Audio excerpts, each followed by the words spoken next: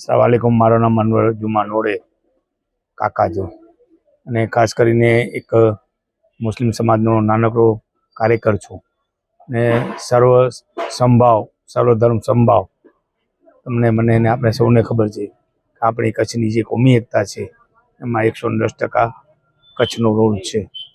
રહી વાત આવતીકાલની કે 26/8/2024 બુધવારના મોહમ્મદ પૈગંબરનો દિવસ છે। મોહમ્મદ પૈગંબરનો જન્મદિવસ છે અને અમારા છેલ્લા જે નબી હતા એના પાછળ બધે અમે છીએ।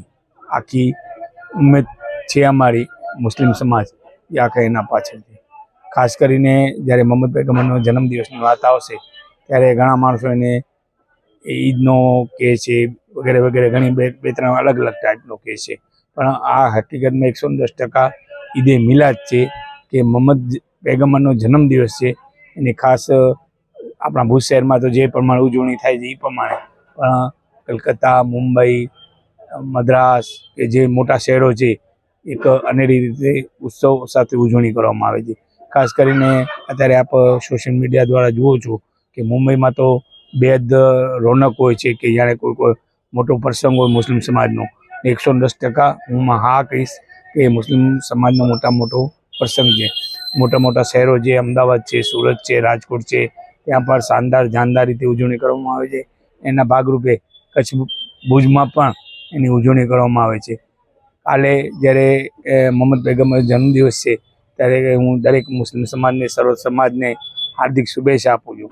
ને ખાસ કરીને અમારા વર્ષમાં 4 મહત્ત્વના તહેવાર હોય છે ને એ તહેવાર એવા હોય છે સાદગી, શાલીનતા અને સદગુણના હોય છે। ક્યાં પણ ઘોંઘાટ, કોઈ પણ ફેશન, કોઈ પણ જાતનું એમાં નિર્વિવાદ એક શાંતિ રીતે સારી રીતે આપણે ઉજવીએ એવો એક અમારા પ્રસંગ હોય છે। ખાસ કરીને મોહમ્મદ પૈગંબરનો જન્મદિવસ છે તો અમે એને જેવી રીતે શાનદાર રીતે સારી રીતે ઉજવીએ અને ગરીબો જે પણ હોય ગરીબને એને જે યથાશક્તિ પ્રમાણે બંધ મુઠ્ઠી કરીને આપવાનું હોય। પછી આવે એના પછી આવશે અમારો રમજાન ઈદ કે આખો મહિનો ઇબાદત કરશું અને રોજા રાખશું અને એના પછી રમજાન ઈદ આવે। પછી એના પછી આવે બકરી ઈદ, એ કુરબાનીની ઈદ છે અને એ પણ એક સાદગી, શાલીનતા અને સદગુણવાળી છે।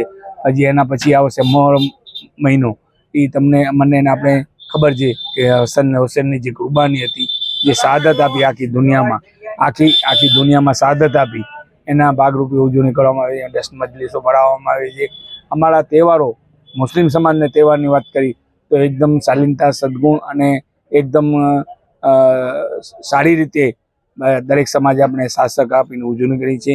એના ભાગરૂપે આવતીકાલે પણ એકબીજાને હળી મળી ને આપણે શાનદાર રીતે ઉજવણી કરશું અને જ્યારે મોહમ્મદ પૈગંબરનો દિવસ છે ત્યારે દરેક મુસ્લિમ સમાજને હું હાર્દિક શુભેચ્છા આપું છું। અલ્લાહની જાત લોકોને કાયમી સુખમય રાખે એવી દુઆ કરું છું।